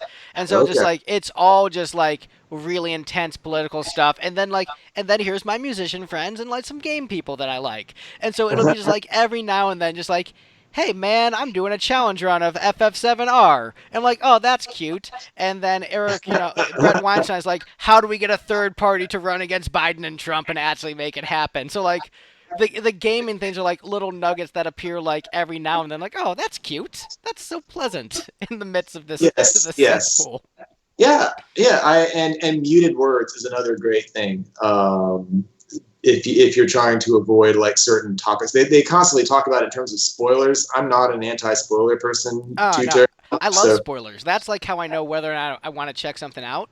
Like I will look up spoilers for movies, and then if like the spoiler is great, like oh I have to see that. That's awesome. And the spoiler sucks. Like I'm glad I didn't spend money on that. So I'm like no, spoil it for me. I'm all about the spoilers, man.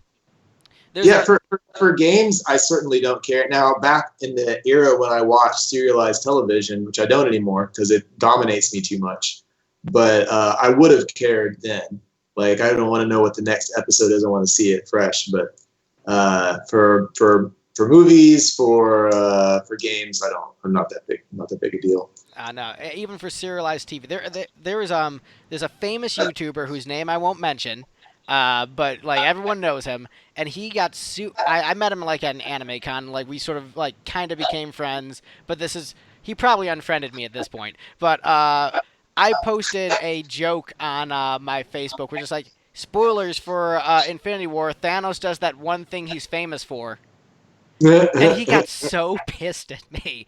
It's like, how could you spoil that for him? Like, look, if you read the comics and just you know how source material works, you kind of could have an educated guess as to where this was going. So if you know what that is, that's not really Yeah, a spoiler. And then if you don't know what that is, I still didn't spoil anything, but he gets like so mad. Like, you ruined the movie for him. Like, bro, Come Oh on. man, back when the Harry Potter books were still like coming out, people would get so mad, and I knew people who like to troll, by throwing spoilers around. Here's Um, my thing with spoilers. Like one, there's two kinds of spoilers. There's like a work of art spoilers, in which case it doesn't exist. So calm down. It's not a real thing. And then like some people are just like, like we're like reading about history, like don't tell me what happens. Like, look, that's just education. So like it's either you're bad at history or it's not real. Either way, just chill out. It's not like if the work is still done well, if it's still executed well, which is what our buddy Mike talks about all the time. It's all about the execution. So you can watch that yes, Eris death scene over and over again, but the emotion and power of it will hit you each time. yeah. I mean that there are like movies that I have watched numerous times, and I'll still get like invested in it because it's just well done. Hmm. Like I mean, I'm super into Jurassic Park still, and I watch it as if I didn't know who was going to get eaten, but I don't know. It's just And you still get that sense of awe and wonder the first time they see dinosaurs. Like, certain yeah, things, just like if they just nail it in the execution, it doesn't matter if you know it's coming to a degree. I mean, some stuff the impact will be lessened, but if it's done well, I think ultimately it's rewatchable and yeah, shouldn't or ruin the experience. or even like the musical 1776. I don't know if you're familiar with Broadway stuff at all, but A like little bit, yeah. you know they're going to sign the Right, Declaration yeah, and you know what's gonna it's, happen, or like this not, yeah, it's not a historical spoiler. ones like Hamilton. He's gonna get shot at the end. As another Yeah, one. yeah. Um, or here's my best example of why spoilers don't matter. Grave of the Fireflies. Have you seen that? Mm-mm. So spoilers for the beginning of the movie. The beginning of the movie shows like that two children, the two protagonists, brother and sister, have died and they're ghosts, and then the movie is their days leading up to their death. And so, Okay. it's a spoiler that the kids die at the end, but they spoil it at the beginning of the movie. But that doesn't matter because the emotional journey is so powerful and you feel it, where even though you know it's coming, it's still powerful. Oh And yeah. so I spoiled the literal like first 30 seconds of the film, but that's the story. And so Yes, the the Sunset film Boulevard spoils it. does the same thing. Yeah, like yeah, you start off the movie seeing the guy floating. The main character is dead body floating in the pool. Like it's the very first shot of the movie, and Hmm. it's so famous. But like you know, they spoiled their own ending, so it must be okay. Yeah, that's my thought. Like if and the thing is, like if a movie like Grave of the Fireflies can still make you cry at the end of it, where even though you knew it was coming, that is to me my proof that spoilers ultimately don't matter. But then everyone gets mad at me. So what do I know? Because like in the context of like Final Fantasy games specifically, like the kinds of things that would you might think of would be a spoiler, like profoundly don't matter to me. Like with Final Fantasy 9, for example, if you're like, hey, if you had been, hey Chris, guess what? There's like a whole other planet that's trying to merge in, and Zidane is actually like this other alien race. I'd be like, Right? okay, Right. like, Like, oh, so like the plot kept going. All right, that's fine. yeah, that They just sounds. they So just I made it know it's a even more Final like Fantasy. Dragon Ball. Yeah. Hello, person with monkey tail from another planet that was sent to this planet at a young age to destroy it, and then has a rival character who also has a monkey tail, and then you fight him, but then you decide after fighting him, hey, let's become friends. I hadn't thought of that. Wow. Wow, that's exactly right. Wow, yeah. Oh yeah, That's no, just too it's bad he doesn't ride a little cloud and have an extending pole. right, and also like, oh hey, green guy who I fought, and now he's my rival, and you cross your arms all the time, and you're kind of cold and stoic. Wait a sec. Who's the green guy in 9 that you're talking Well, it'd about be here? Amaran. He's more blue, but still. Okay, Hi, yeah. I've got a different skin color that isn't natural, and I'm going to cross my arms and be your rival character and be kind of grumpy all the time, and I'm only with you because you beat me in a fight. That's true. That character archetype, the like the really super serious, doesn't say much, like is so important to the Japanese RPG plot line. It kind of bugs me a little bit. So I feel like it. I don't know. Like okay, so Mario RPG, you're familiar with this one, right? Oh, that's like a Stone Cold classic. Love it. It's amazing. Yeah, people love Gino. Like they're obsessed with like bringing him back for Smash Brothers or whatever. Like we want to. Gino's pretty cool. I'm not gonna lie.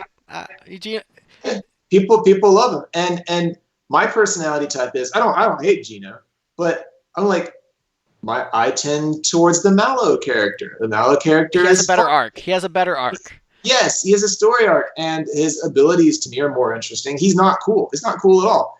And I realized, and I was But thinking he's got a about lot of this. heart. He's got a lot of heart, and like you're Yeah, just rooting for him so hard. yes, he's sympathetic and he's funny, and he's kind of like your like because Mario can't talk. He's the character that gets to kind of talk for you for the Mm-hmm. first part of the game. And I'm a big Mallow fan, and I realized like this is kind of the adventures of Chris story. Like I made a Mallow game for a world that loves Loves Gino. Genos. But you know Yeah, what, man? Freaking Mallow is great. I love that guy. I think he's an amazing character. And I love Gino too, that entire cast. And I think they're serving different roles in the story. Gino is meant to like push the plot forward, sort of guide the yeah, characters, and be like more of a force of nature than maybe necessarily a character. versus exactly. versus Yeah. Mallow, like he's got that journey of self-discovery. He's got that heart. Like he's the one who has the most emotional resonance of any character in that game. Like Oh he's sort of yeah. the heart of Super Mario RPG. So Mallow, freaking great. Bowser does cry a fair amount He though. he does cry, and he does potentially he does kiss Mario, I believe, if I remember correctly. If I, uh, I think the way you yeah. play that wedding scene, I think Bowser can kiss you. I think. Okay. Yeah. I think I remember that. It's been a little while. This is the booster wedding thing with Yeah. Princess Toadstool. Okay. Yeah. Yeah. Yeah. Uh, But yeah. I agree, and I think there's not enough appreciation for Mallows, and I really think that making a Mallow a main character is really cool because I think there are people who appreciate that. Like you've got the different houses of Harry Potter. That's the Hufflepuff, but Yes. people like the Hufflepuff. It's maybe not the most popular of like the archetypes, but it still is beloved. Yeah. Hufflepuff winds up helping to save the world too. Yeah. They're not Gryffindor, but yeah. And what Newt Salamander? He's a Hufflepuff, and he's a main character. So I'm fine. I think that's a very valid character to write a story around, and I really like that you have this overly optimistic character because it's like it gives you that shonen anime like protagonist optimism of like a Goku, but maybe with a less aggressive personality of like seeking out the challenges. And so I think Yeah. that mixture does make a compelling main character. Like the Chris character in the game is very likable. So like you're rooting for him to succeed. So I think you did it successfully. Okay, cool. Yeah. I mean, in general, having any kind of story in a platformer is a risk. But I'm hoping that people, it sounds like at least it worked for you. Would Yeah. for the character, want the character to win. Feel like okay, I'm going to push forward and make this guy kind of save the day, so he can sort of redeem a little bit of that awkward beginning. Feel the character growth and show those other lost balloons that they're all jerks. Yeah, I would say you definitely have one of the a, actually the story did impress me. Like the amount of charm that it had, and like the good characterization, where it actually worked for me very well. Well, that was actually one of the things I was most impressed with, was Oh, cool. how charming the story was and how it like I actually cared about the story. It wasn't just let me get to the action. I got invested in it, which I think is really impressive. But it's still maybe not as good as the Donkey Kong Land story, which is maybe the number one platformer story of all time. Okay, you said something I don't understand. Donkey Kong Land So has a it's story. so yeah. So the story for Donkey Kong Land for the Game Boy is Cranky Kong says the only reason Donkey Kong Country was popular was because it had all these sweet graphics on the Super Nintendo. It was 16-bit, and I bet you wouldn't be successful if you had an 8-bit adventure. And then the Donkey Kong guys take on the challenge to have an adventure in the 8-bit and actually be cool. That is the best That's story for a platformer of all time. that's pretty awesome though. No, I have fond memories of the Cranky Kong gags. It's good The stuff. fact that that was like the premise for the story is just it's so delightfully absurd. And so Adventures of Chris is probably actually better on a technical level, but man, that premise is hard to top. I do, I am feeling the like. I mean, I realize I don't know if you feel this in the music world at all. Like when something is released and you're still like, I kind of want to keep messing with it and keep like trying to fix it and Yes. iterate and improve because I'm seeing feedback from people that I had beta testers, I had people at game conventions and stuff. That's still a pretty limited range of people. Adventures of Chris Turbo? Exactly. Yeah. Now that it's released, I have more stuff. But I want to tweak. I want to fix to some degree. Some things I don't know that I can, but because I do worry now that like it takes a little bit too long to get to the meat of the game Mhm. from the intro. In spite of the fact that for some people, clearly, like the story is engaging at least. You also But should not take my opinion on video games too much. This is a guy who isn't really active with video games, plays them every now and then, is watching Final Fantasy 11 cutscenes for the story. And is like, yeah, this platformer has just enough story for me, so maybe yeah, don't take me as the base for the market. That's probably a terrible idea.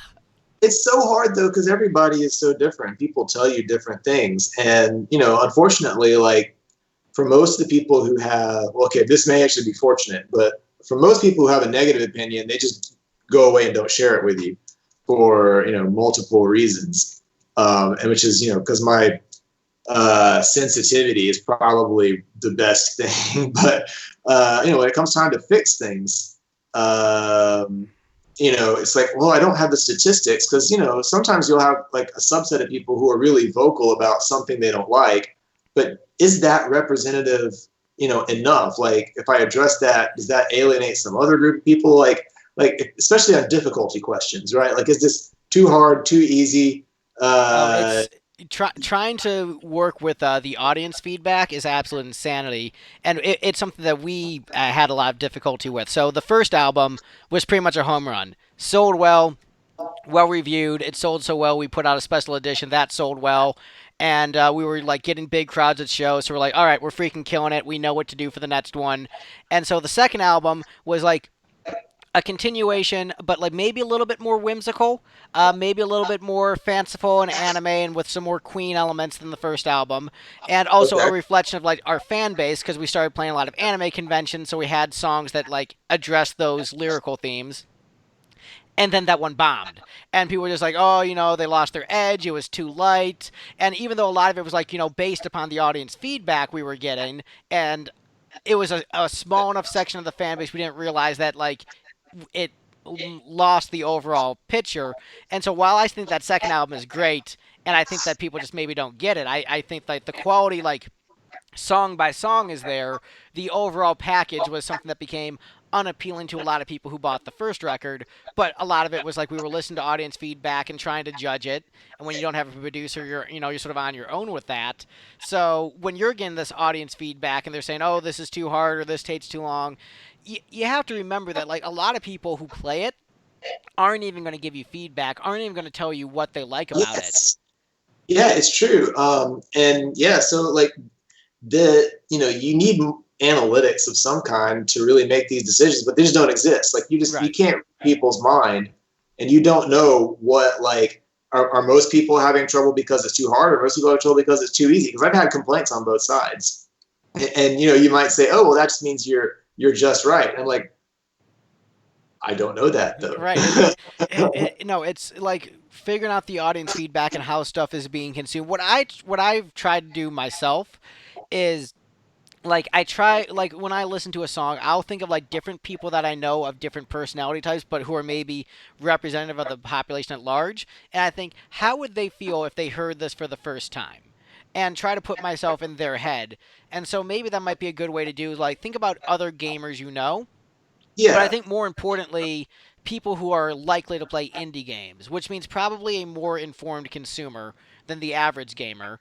And so thinking about what is the level of informed consumer like who would likely purchase Adventures of Chris, and what's their mindset, what they would think when they're first playing it. So think about What Yeah. a Mike Brown would think about when playing it, or other Yeah. people that you might know, how would they respond to this experience? Is maybe how would be the approach I would take, because like when you get the randos, you don't know where they're coming from, what their other biases are, what their story No. is. And it's sometimes what frustrates me the most is I will hear people, give negative feedback to the game on some aspect, and I'm listening to it and reading it, and I'm trying to be as fair to it as I can and see what I can glean. But I'll be like, I'll be baffled by it because they'll what they see when they play the game, or what they hear, what they read, and their response to it. I'm just like, I don't understand how you get this from this. Like, there's just a disconnect. Yeah, no, I that disconnect. I think also like I say this to a lot of artists. You are smarter than your audience. You have to also remember that too. Like your audience, like there's going to be certain stuff that just like goes over their heads, even as you're cutting out the in jokes. Like there's certain things are just like they're not going to understand like the craft and quality of certain things that you do, and like you have to know that like certain people, like there's certain things that people just like aren't going to get. Like look at all the typos in the YouTube comment section. Like you have to remember, like those are the kind of people who are critiquing you, and so yeah, Yeah. you have to factor that in too. Like you Well, are this smarter than is your audience. something that was so frustrating when I did my musical in Boston. I was musical theater before I did the game, and there was I did like a fringe show, and it only got one like newspaper review, which is very frustrating. But on the other hand, probably good that it only got one because she really didn't like the musical. And I was reading, what she had to say, and like the two of the main characters in my show are kids, Hmm. and she seemed just incredibly fixated on like the audience intended audience of the show must have been for young children or whatever, and it drove me nuts because I'm like, can't you tell, like there's this like ironic distance you're supposed to be taking from the kids' dialogue? Like, don't you see, like there's like it's like a Simpsons thing, right? Like Bart and Right. Lisa are, whatever grades they're in, but like you're supposed, it's intended to be appreciated from an adult standpoint because we're dealing with some pretty dark things in this particular musical. And yeah, they are kids, but it's not for For kids, kids. yeah, Yeah. no, you can have a child in a story and not make the story be intended for children. I don't know Yeah. how many children out there are watching Hereditary because a kid is in the movie. So, Yeah. but But actually, yeah, this is it. Like you're saying, you're smarter than your audience. Like I don't know that I would phrase it that way. That's could be insulting, but at the same no, time, I'll tell the truth. You can hide behind the politics because you got something to promote. I'm just saying like it is. all right. But yeah, no, for this case, I'm just like you know what am I not? Because in a sense, my personality type is to take on all the responsibility. Because I'm like, well, I should have communicated it better somehow. Like that, this is And that is uh, good to do. The thing is there are some people who get too caught up in the ego and like I didn't do anything wrong. They, like when I say you're smarter than the audience, like saying they're too stupid to get it, like that's not an excuse for it not landing. Like you need to then figure out a way to make that audience get it. So yeah. yes, you are smarter than the audience, but it's also your fault if they don't get it. So both are true simultaneously, in my opinion.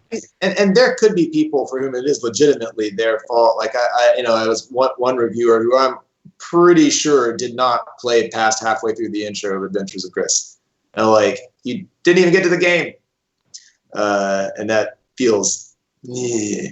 But like for the most part, I want to be trying to be as fair as possible to people and be like, yeah, it's need setting expectations. Like I am now convinced that setting expectations is an enormous part of the success or failure of an artistic thing. Hmm. Like I tell this story a lot.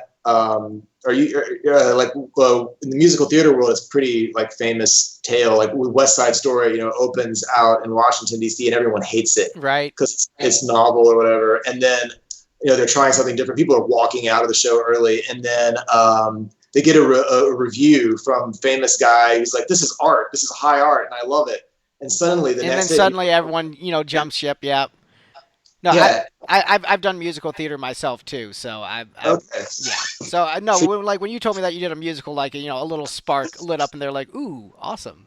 Yeah, yeah. So it's I love the art form. but that show and other stories like it, like to me, it's like beating me in the head that the marketing, the sales aspect of it is more than just getting eyeballs on your game. Like it's Oh also yeah. telling people that they're allowed to like it, that it's okay to like it. And that's Uh, that's that is so that's so hard. That's so much of the game is that convincing people that it's okay to like this. yeah, Is so much of it because there's and the thing is that happens all the time where like people will say, "Oh, this song isn't good because it wasn't a hit or it's by an obscure band," and then a bigger artist covers it and then it becomes a massive, massive success. Like it's all yeah, coming back to me now. The Celine Dion song was originally like a obscure Jim Steinman song from the '80s that kind of got lost in the shuffle from like a band that like didn't even get distribution in most countries, only really got shipped to South Africa.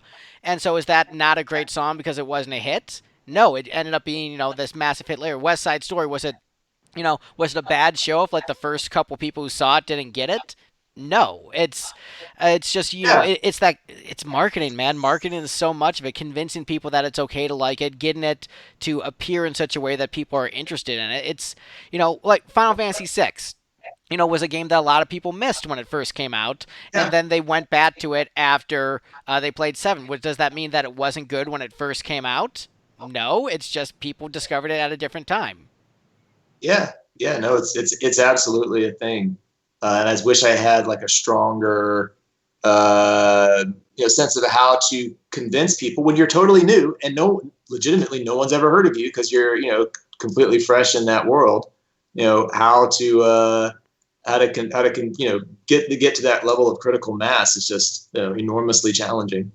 But I know it can be done. It has been done. Yeah, and look, what I'll say is, I wouldn't have I wouldn't have brought you on if I didn't think that you were doing something cool. So for what it's worth, like I recognize what you were doing with it. Like how I've been following the game for a while. Oh, cool. Because I've been following you on Twitter for a while and just sort of have been sort of like keeping an eye on it now and then. I've seen some of the updates, and to me, it's very satisfying to see like all those years of work come to fruition and be something of quality that you can be proud of. Because like what we said, the barrier for entry is much lower nowadays. Yeah, But yeah, you yeah. can I- and maybe I'm not the best judge of these things in the sense that like there's a lot of stuff that I like that I think is just getting shunned and doesn't get the recognition that it deserves. And especially like certain bands and stuff. They're Oh, yeah, like yeah. guys I know who like had their songs played on the radio in the '70s, had hit singles, and by every metric should be played on classic rock radio stations, but they're forgotten to history. And like they're like friends of mine, and things like they have the songs, they have the hits, but then just like the marketing didn't work out in their favor. And so I'm a Oh, believer that of course. popularity doesn't equal quality, and that but I hope that the good stuff does rise to the top, and it often does. And I'm Yeah, hoping that it does in your case. it is definitely not an inverse correlation in the gaming world. Like a lot of the games that are really popular, I also enjoy. So like I look at some of the games, um, and certain genres are not my genre, so I can't speak to shooters at all. But like I look at Undertale and Shovel Knight and some of these other games, and I'm like, I really liked them. Like I'm glad that they had the enormous success that they had. It's just, it's like there's a bunch of other games that I also really like. And I'm like, why or like, sometimes I can get fixated on games, like on indie games that like, get really mixed reviews. Like one is Elliot Quest, which is a Zelda 2 like game. And I really liked it. I thought it was very well done. And I get on Steam and I'm wanting to buy it to support the guy and everything. I'm looking at the reviews and I'm like they're 50% negative or whatever. Or maybe it's not that bad, but it was like clearly in mixed territory. I'm like, what is going on? Like not everybody's taste lines up for sure. But it makes me wonder. Yeah, Uh, I don't know. So here's my question for you, and it's the worst question in the world, uh, uh, which is What's your plans after this? What's the next project? Because that is the most annoying thing to be asked after you put out something that you spent a bunch of time working on, but it always gets asked. So, Okay. is it going back and doing another musical? Is that something that you see to revisit at some point, or is it what? Now that I've got this game under my belt, I think I could do another one. And like I have a desire or another idea. Would it be another Chris? Would it be a different character that's less personal? Or is it just like, man, I'm one and done. I'm just chilling with this right now. Don't ask me that.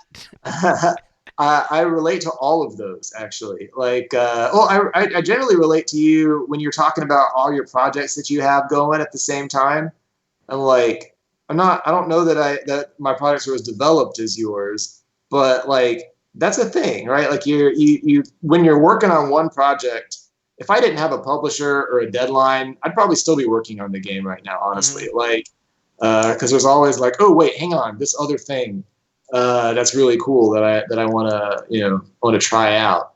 But yeah, I have musical theater ideas. I have other game ideas. I would have loved to stay in the Adventures of Chris space. For that to feel right, though, I feel like it's hard to get super excited about doing like an Adventures of Chris DLC or sequel or something when like I'm still kind of waiting for results, if that makes sense. Oh no, absolutely, totally get that. Yeah. So once I start seeing the reports from the publisher, then I can be like, okay, well, maybe there's a market for it. I mean, even if there's not a market for it, I might do it anyway because hey, why not? But like, I think I have other cool ideas, or at least like I've always wanted to make a JRPG. You said you made one, or started making one back in the day. Like, I've thought about that. I've thought about I like theme park simulators. Oh yeah, those Uh, are fun. I was into Roller Coaster Tycoon and the original Bullfrog theme park back in the early days. I still love those games. Parkitect is the new indie Roller Coaster Tycoon. I'm really into that one as well. So I'd love to do a theme park sim, but those RPG theme park sim, those are big commitments. Oh yeah, Uh, huge, huge commitments. Um, yeah, RPGs. That's even though I started working on one, I've never. My goal was never to make an RPG. My goal was always just to like tell a good story. And like I've yeah. actually one of the novels that I'm working on, one of my writers on the project, the audio drama, he said, "Dude, why don't you just make that an RPG? It'd be much better as an RPG than as a book." I'm like, "Nah, man, it's supposed to be a book." But I think that's maybe just something like all the guys who played RPGs have a story that they're like wanting to tell at some point. I could see you based upon your tastes making a really killer RPG, especially with how good Adventures of Chris came out. Like you could have something very very distinct with that. Well, I was actually, I mean, there's a million ideas, but like one of the ones that has me most excited is the thought of doing something akin to like an Adventures of Chris prequel, like setting something in that like '90s real world Ninja Turtle style thing. I love that space where it's like, hey, this is the real world, but like mutants and time travel Yeah, just and like the electric guitars everywhere. yeah, Backwards baseball caps and skateboards. yeah, and random fantasy elements are entirely possible. Like this is New York City, but there's an enormous metal sphere with an eyeball on it. Roaming around underneath Manhattan with ninja robots, and that's Yeah, just that's awesome. You're that's speaking my reality. language, man. That's the kind of world that I like. Like to me, Chrono Trigger gets at that a little bit because the 1000 AD is kind of 90s ish. And then Earthbound is another RPG that's sort of set, and I feel like that could just be a lot of fun. Or you know whether or not it needs to like actually be tied into Adventures of Chris is still an open question. But like I like that that story space, that kind of thing. So yeah, I mean, I got plenty of ideas, and we'll see if I have the energy. Like it really does. I don't know how you feel when you release an album or something, or like but there's some drainedness that Yeah. accompanies like finally putting something out. I think And it depends on where you're at in your life and where some of the response is too. So, like, the first album got such huge response, and the second album I felt really good when it came out. But like we did a bunch of singles like last year, and like they all felt kind of draining, and it wasn't as fulfilling. So I think it depends on the project and also where you're at. But so like, sir, thank you so much for taking the time to chat with me, to dive into the mind of someone who fulfilled the childhood dream of having their video game where they were the superhero came out. Yeah, no, it's been a whole lot of fun. I'm glad I got the chance to do this. Yeah, you're a lot of fun to talk to. Well, like I said, you're fun to talk to too. Please, even though it should be really obvious what people should do, how to find Adventures of Chris through a Google search or Steam search, still promote your stuff. Tell the people where they can find you, where they can follow you on the socials, and where they can buy your product. Yes, well, I really appreciate that. Yeah, it's all at adventuresofchris.com. But yeah, it's available on Switch. It's available on Steam. It's available on GOG. It's available on a bunch of DRM free various storefronts. Yeah, search for it. You'll find it. Yeah, there's a we're YouTube, we're Facebook, we're on Twitter, all that stuff. So uh, yeah, I hope you'll find something to enjoy. They definitely will. That's the episode. Bye, Internet. See ya.